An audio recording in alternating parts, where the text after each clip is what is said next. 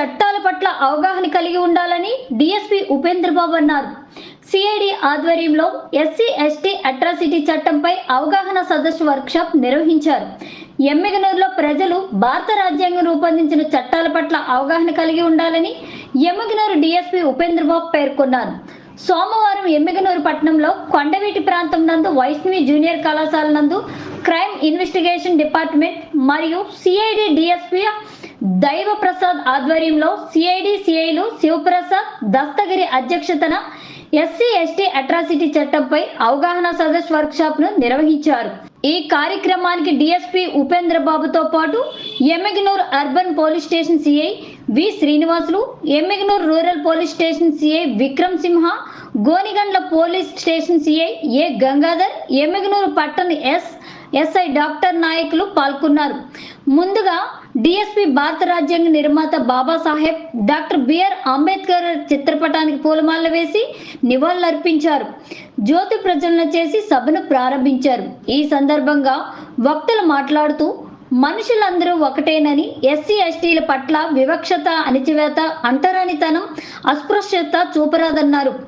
రాజ్యాంగంలోని ఆర్టికల్ 17కు అనుగుణంగా పౌర హక్కుల చట్టం 1956, ఎస్సీ ఎస్టీ అట్రాసిటీ చట్టం 1989 ప్రత్యేక హక్కుల్ని కల్పించిందన్నారు.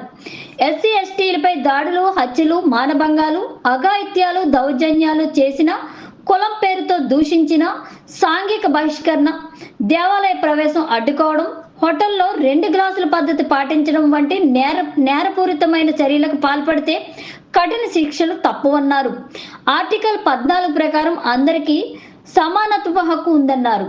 దళిత నేత కదిరికోట అదెన్న రచించిన భారత ఉప ప్రధాని దళితులు ఆశాజ్యోతి డాక్టర్ బాబు జగజ్జీవన్ గారి జీవిత చరిత్ర కలిగిన సమతా యోధుడు పుస్తకాన్ని సిఐడి సిఐ శివప్రసాద్ చేతుల మీదుగా సభకు పరిచయం చేశారు.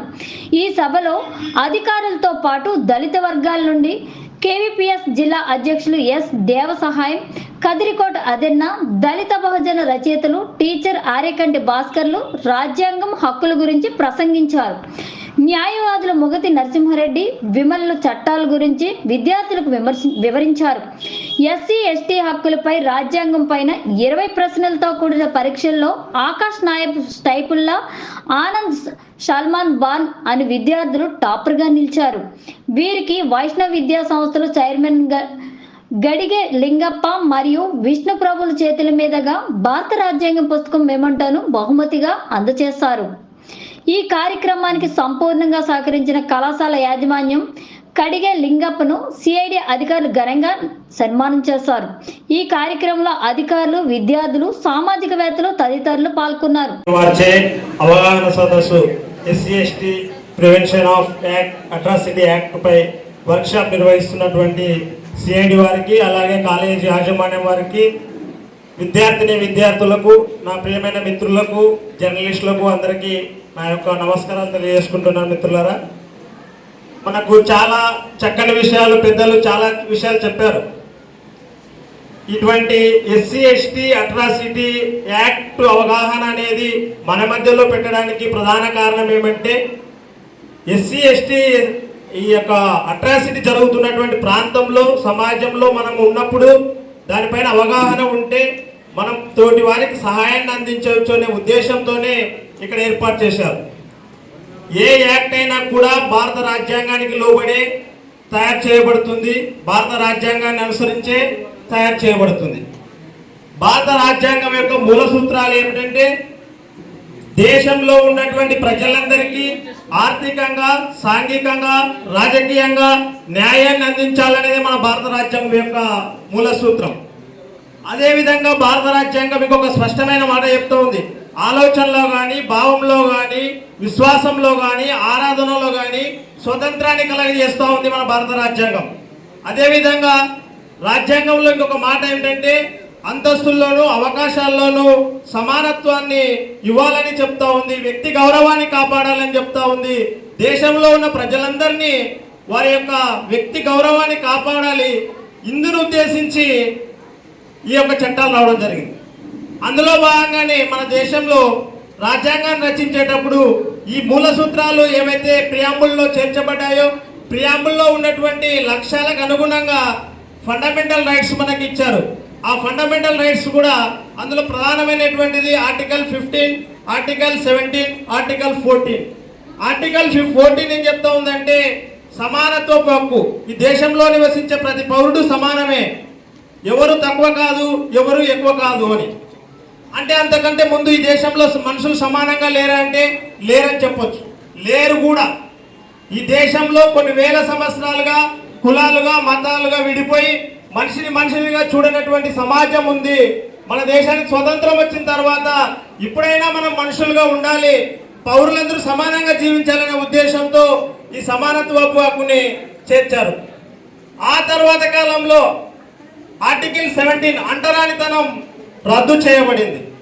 అంటరానితనం అంటే ఒక మనిషి ఇంకొక మనిషిని తాకితే అదేదో నేరం అన్నట్లుగా పరిగణించడమే అంటరానితనం. ఒక మనిషి మా పక్కన కూర్చుంటే మేము మైలబడిపోతాం అనేటువంటి ఫీల్ అయ్యేటువంటిది అంటరానితనం. ఒక మనిషి మాతో పాటు సమానంగా జీవిస్తే మేము మైలబడిపోతాము, లేకుంటే మేము ఎక్కడ మలినమైపోతాము అనే ఫీలింగే అంటరానితనం. ఇది మనకు తెలియకుండానే మన మధ్యలో చొచ్చబడింది. దేశంలో మనకు తెలియకుండానే చాలా వరకు ఈ అంటరానితనాన్ని పాటిస్తూ ఉన్నాం. ఈ అంటరానితనాన్ని రద్దు చేయాలని చెప్పేసి చాలా ప్రయత్నాలు, చాలా చట్టాలు చేసినప్పటికీ మనుషులు అనే వాళ్ళు భారతదేశంలో జీవించే పౌరులు ఎక్కువ మంది మారలేదు, పాటిస్తూనే వచ్చారు. మనకంటే ఈ ప్రస్తుత జనరేషన్లో కొంతవరకు అవగాహన ఉంది, కాస్త కూస్తో కొంచెం ముందుకెళ్తున్నాం. మనకంటే ముందున్న మా తల్లిదండ్రుల వయసు ఉన్న వాళ్ళని కానీ ముసలి వాళ్ళని కానీ అడిగితే తెలుస్తుంది గ్రామీణ ప్రాంతాల్లో ఎస్పెషల్లీ ఈ అంటరానితనం యొక్క తీవ్రత ఏ విధంగా ఉంటుందో.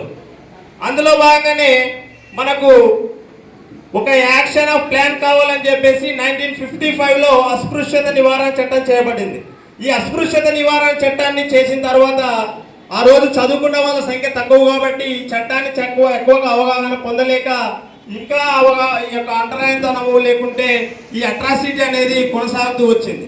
ఆ తర్వాత కాలంలో 1975లో పీపుల్ ప్రివెన్షన్ ఆఫ్ పీపుల్ అనే పౌర హక్కుల చట్టాన్ని తీసుకొచ్చారు. ఆ చట్టం ప్రకారం ఎవరైనా కానీ ఒక మనిషిని అంటే ఎస్సీ ఎస్టీ కులాలకు సంబంధించినటువంటి వ్యక్తుల్ని